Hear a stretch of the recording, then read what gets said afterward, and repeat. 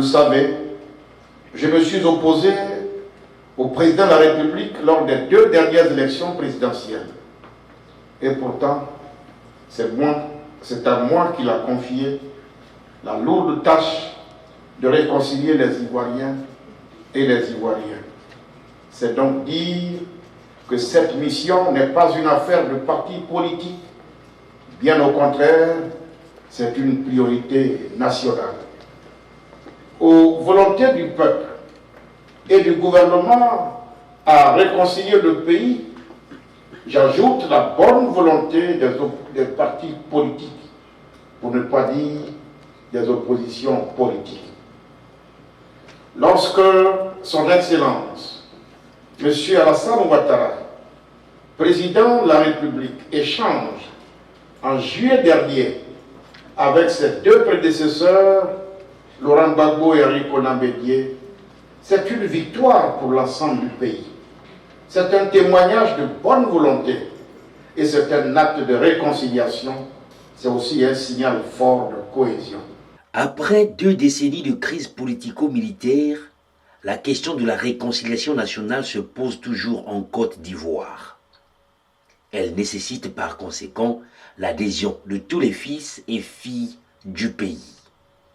C'est le sens de la visite du ministre ivoirien de la Réconciliation et de la Cohésion nationale aux États-Unis. Bertin Konan-Kouadio a échangé avec ceux qui composent la diaspora ivoirienne aux États-Unis en ce début de mois d'octobre dans les villes de Washington, D.C. et de New York City. Le chantre ivoirien de la Cohésion nationale est venu solliciter l'aide de tous ses compatriotes et pris de paix pour accompagner le gouvernement ivoirien à mettre en œuvre une paix durable en Côte d'Ivoire. Ensemble, nous devons lutter pour que plus jamais n'adviennent les horreurs du passé. Vous, qui composez la diaspora de notre pays, vous formez la 32e région de la Côte d'Ivoire. Vous représentez plus d'1 million de frères et de sœurs. Si la réconciliation ne se fait pas avec vous, elle ne se fera donc pas. C'est ce que m'envoie vous dire le chef de l'État. Les ressentiments, les vieilles oppositions ethniques et religieuses n'ont plus leur place dans le cœur des Ivoiriens. Le respect, la solidarité et l'amour de l'autre, même dans la différence, voilà ce qui doit nous guider désormais. En œuvrant pour la réconciliation et la cohésion nationale, Son Excellence M. Alassane Ouattara, président de la République de Côte d'Ivoire, se bat pour la paix. Aujourd'hui, je vous invite à vous battre à ses côtés. La Côte d'Ivoire a besoin de vous, parce que la bataille pour la paix est une bataille perpétuelle qui doit être menée par tous. Vous qui constituez la diaspora de notre pays, vous représentez 1 million de soldats pour la paix. La Côte d'Ivoire ne saurait donc se passer de vous. Vous qui vivez aux États-Unis, vous savez pertinemment que la prospérité, la liberté et le bonheur, rien de tout cela n'est accessible. Oui, vos liens avec la Côte d'Ivoire sont nombreux. Vous aussi, vous souhaitez que le peuple de Côte d'Ivoire connaisse la prospérité, la liberté et le bonheur. Ivoiriens, Ivoiriennes, nous avons traversé des zones de turbulence. Je sais que le passé est encore présent dans bien des esprits, mais la conviction que je porte n'a fait que se renforcer au fil de mon action. Le peuple ivoirien, en Côte d'Ivoire ou ailleurs, a fait le choix de la raison. En poursuivant le processus de réconciliation et en faisant triompher la cohésion nationale, nous installons la paix durable. Divisés, nous ne pouvons rien. Ensemble, nous pouvons tout. Avant de clore ou de mettre un terme à mon propos, et au risque même de me répéter, il me plaît de vous confier que depuis toujours, Son Excellence, M. Alassane Ouattara, président de notre si beau pays, se bat pour la paix. Ivoiriennes, Ivoiriens des États-Unis, je vous invite à l'aider ensemble, pour ne pas dire ensemble, aidons-le à installer durablement la paix de notre pays. Dans son mot de circonstance, Ibrahima Touré, ambassadeur plénipotentiaire de la Côte d'Ivoire aux États-Unis, a préalablement convié l'auditoire à un échange dépassionné. Je voudrais également adresser mes très vifs et chaleureux remerciements à tous nos frères et sœurs de la diaspora qui ont bien voulu répondre à notre invitation à rencontrer Monsieur le ministre de la Réconciliation et de la Cohésion nationale, Monsieur Kwadio Kona Bertin, que nous appelons tous avec un parfum d'affection et d'amitié fraternelle, Kakabé.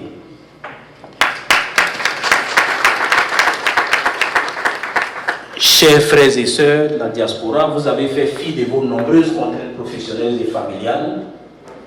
Vous avez bravé cette pluie glaciale pour répondre à notre invitation fraternelle afin de venir écouter et échanger avec un ministre de la République, certes, mais surtout avec un jeune ministre qui comprend les jeunes, qui sait parler aux jeunes, qui utilise aussi le langage des jeunes pour se faire comprendre.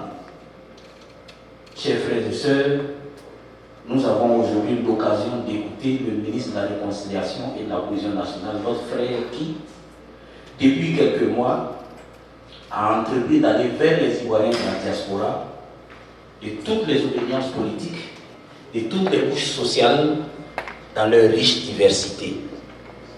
Je voudrais, à titre personnel et en votre nom à tous, saluer cette excellente initiative qui permet de cultiver, d'entretenir une vertu qui nous est tous chère, celle du dialogue fraternel, du dialogue qui apaise, du dialogue qui construit.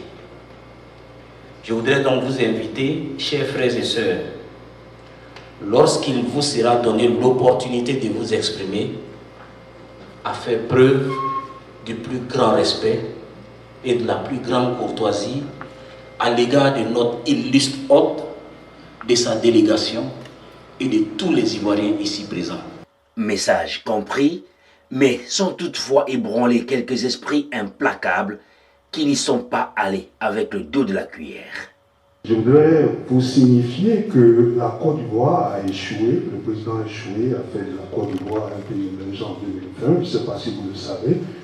Il s'agissait pour lui, peut-être qu'il aurait pu prendre conseil auprès du PDCI, de constituer les spécificités de la destination d'un pays émergent et donc de faire en sorte de mobiliser les ressources distinctives, y compris le capital humain, parce que nous avons aujourd'hui des personnes dans le gouvernement qui n'ont pas assez le niveau, je vous le dis, pour lui permettre, donc il y a le clientélisme qui, d'autres parlent de rattrapement ethnique. Le président a certes une bonne vision. La vision était de faire de la Côte d'Ivoire un pays émergent, mais je pense qu'il y a eu un manque de calibrage, donc de programmation pour lui permettre d'atteindre ses objectifs. Pour vous dire que nous ne pouvons avancer vers le développement que lorsque nous ayons atteint d'abord l'émergence. Donc, retournez dire au président qu'il y a un travail à faire en ce niveau, et de faire en sorte que la Côte d'Ivoire puisse atteindre l'émergence. La deuxième question ou la deuxième préoccupation concerne votre staff. Le président dernièrement était en Italie avec une forte délégation, y compris des gens qui n'avaient rien à y faire donc, aux frais de l'État. Dernièrement, Adama Bitabo était à Paris aussi avec une forte délégation.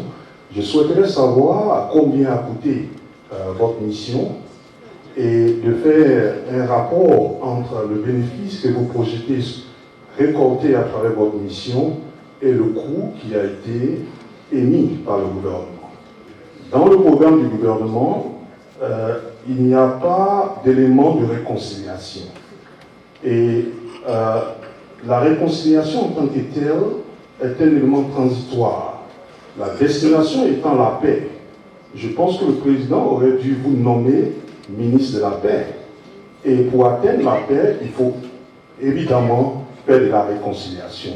Je souhaiterais lui dire, à travers votre personne, que selon la littérature pratique, surtout celle de Samuel Huntington, Lucien Pi, Francis Fukuyama, Pipa Norris de Harvard, où j'ai fait mes études, que pour que nous puissions véritablement avancer vers la paix, il nous faut une notion essentielle en littérature pratique, qui est la notion du développement politique, qui est absente du lexique ivoirien. Il faut que nous travaillions à la constitution d'une architecture de développement politique et mobiliser donc les ressources distinctives pour nous permettre d'atteindre cet objectif. Sinon, nous allons tourner en rond parce que le problème fondamental en Côte d'Ivoire est la politique. Il ne s'agit pas de s'orienter vers le développement économique et social, mais il faut aussi à un moment construire les fondements solides d'un développement politique, donc une institutionnalisation et permettre à ces institutions de produire des valeurs publiques pour nos populations. Merci. Pendant que vous parcourez le monde pour parler aux Ivoiriens, cherchez à nous mettre ensemble, le gouvernement fait des arrestations au pays. Le cas dernier du Picheri Balé en est la justification de ma question. Est-ce que vous avez le même agenda vraiment? La deuxième question, c'est toujours afférent au même cas. Depuis l'arrestation de Picheri Balé, tous ceux qui se réclament en aide de la société civile sont sortis de la réconciliation. Ça, je vous dis la vérité. Nous, les défenseurs des droits de l'homme, depuis l'arrestation de Picheri Balé, on est sortis de la réconciliation. Alors, la deuxième question, quelle est votre stratégie pour ramener tout ce monde-là à adhérer à la réconciliation? Je vous remercie. À ces préoccupations polémistes, le ministre Bertin Konon-Kouadio est resté imperturbable, comme quoi la graine de la réconciliation a été sémée et commence à germer. Cher ami du PDC-IRDA, je suis content de savoir qu'il y a autant de valeurs sur lesquelles la Côte d'Ivoire peut compter. C'est une des raisons pour lesquelles je suis là. Et vous l'avez entendu dans mon discours. Croyez-moi, je ne suis plus dans les polémiques. Pour que ces compétences que vous dégagez visiblement là, vous puissiez les mettre au service de la Côte d'Ivoire, il vous faut un pays en paix. Il vous faut un pays stable. Donc une de nos priorités aujourd'hui, c'est de construire ce pays en paix pour vous attendre. Il n'y a même pas 1 heure de temps, 2 heures, on nous dit qu'au Burkina, ça a changé, au Mali, en Guinée. Croyez-vous que dans ces circonstances-là, on peut bâtir, on peut appeler, on peut inviter des investisseurs pour aller investir là-bas? Non. Nos connaissances sont faites pour servir les autres. Moi, je pense qu'on vient acquérir la connaissance. Parce qu'on vient se frotter à d'autres civilisations pour aller les mettre au service de notre pays. C'est en cela qu'on devient utile. C'est en cela qu'on devient utile. Donc, je ne suis pas venu pour faire de la polémique. Sinon, il y a matière à faire de la polémique. Que Ouattara ait échoué à bâtir la Côte d'Ivoire émergente, c'est un processus. Mais, posez-vous la question, soyons lucides, soyons honnêtes. En 2012, 2011, quand il y a eu la guerre, l'État ivoirien n'existait quasiment plus. Moi, je suis acteur, j'étais là, j'étais au Golfe, j'ai été là, face à Gbagbo, j'étais là dans la crise, et je connais la Côte d'Ivoire d'après. Mais je peux vous dire, Boga Sako est rentré, Annie Kelly est rentré, hier un artiste, vous appelez Abou Ghali est rentré. Quand on a tenu le dialogue politique, tous les acteurs étaient autour de la table. Et Marietou connaît qui a été la première à ce poste de la réconciliation. Elle a pris d'abord la parole pour faire le bilan de la réconciliation. À l'unanimité, tout le monde s'est levé pour applaudir et lui faire un standing ovation. Et puis on dit, mais ce que Marietou vient de dire là, il n'y a rien qui est nouveau. Depuis 10 ans, elle est là-dessus. Mais personne n'avait d'oreille pour entendre tant qu'on était en exil. Ce qui a changé, c'est que les gens sont rentrés. Maintenant qu'ils sont au pays, ils ont les yeux pour voir clair, ils entendent, ils voient, tout le monde est d'accord qu'un travail se fait. Et chacun applaudit. Alors, Ali Kele arrive, me dit, mais, elle m'appelle petit frère. Mais je suis arrivé la nuit, mais je suis à Abidjan. J'ai dit, oui, tu es à Abidjan. C'est à l'aéroport là. J'ai dit, oui, ça fait 10 ans que tu es parti. Mais elle me dit, mais il y a courant partout. J'ai dit, c'est ça la Côte d'Ivoire d'aujourd'hui. D'Abidjan à son village, vers Gagnoa pour aller enterrer sa maman. Elle me dit, il n'y a même pas eu un seul trou pour l'empêcher de partir à vive allure. Le bitume est partout. La Côte d'Ivoire est en chantier, je dois l'avouer. Je l'ai même précisé que j'ai été 2 fois adversaire du président Ouattara. Nous sommes au travail. Mais bien sûr, pour bâtir cette paix-là, il y a un temps pour faire la polémique. Il y a un temps, je dis que la réconciliation, la paix, la cohésion, c'est une priorité nationale. Si on est d'accord là-dessus, en un temps soit peu, on va bâtir, on dégage les priorités. Une fois que la voie est ouverte, que la paix est durablement installée, que les conditions sont réunies, alors vous qui avez les grandes idées, qui avez les grandes théories, qui avez servi Obama, vous allez nous montrer en Côte d'Ivoire ce que vous savez faire et pour avancer. Alors, M. Thomas Tirosa, oui, Thomas Thierry. Vous n'avez pas de raison de vous retirer du processus. Parce que... Ah oui, c'est encore lui, même. Très bien.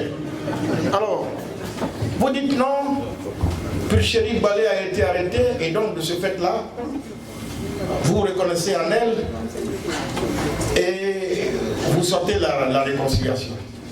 Bon, alors, cher ami, dans ce cas-là, comme tu n'es pas au pays, dis à Boka d'aller faire exactement ce que Pulchéri a fait là, comme c'est pour il a qu'à le faire aussi.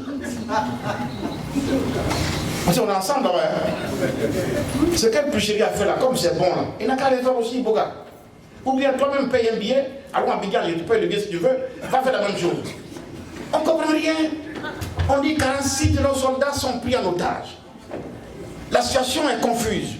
Le pays se bat, à tout moment on peut attaquer la frontière. Dans cette situation-là, c'est à ce moment-là que les gens vont jouer autour du fait. Mais quand vous êtes à bord d'une voiture et qu'il pleut, vous voyez clair là, vous débarrassez la pluie avec les essuie-glaces. N'est-ce pas? Alors si quelqu'un croit que c'est le moment de venir à ces machins-là, on va vous balayer pour voir clair. Quand viendra le moment, on va la sortir. Ça, je vous le dis en toute franchise. Parce que moi, quand on a fait le dialogue politique, il faut savoir dégager, identifier les combats qu'il faut mener. Vous avez 46 soldats ivoiriens qui sont entre les mains des Maliens. Chaque matin, quand ils se réveillent, c'est pour se mobiliser, pour soutenir leur président dans leur dynamique. Nous, on ne comprend rien, on regarde, on cherche la solution. Ce n'est pas le moment de venir jouer autour du fait, pour perturber et brouiller les pistes, pour les empêcher de voir clair, afin que quelque chose vienne nous surprendre. Mais enfin, c'est aussi quand même le minimum. Tous ceux qui par le passé n'ont pas eu cette vigilance, qu'est-ce qui leur est arrivé? Frère, moi je crois que quand on n'aime pas le dire, il faut souvent reconnaître qu'il court vite. Voilà.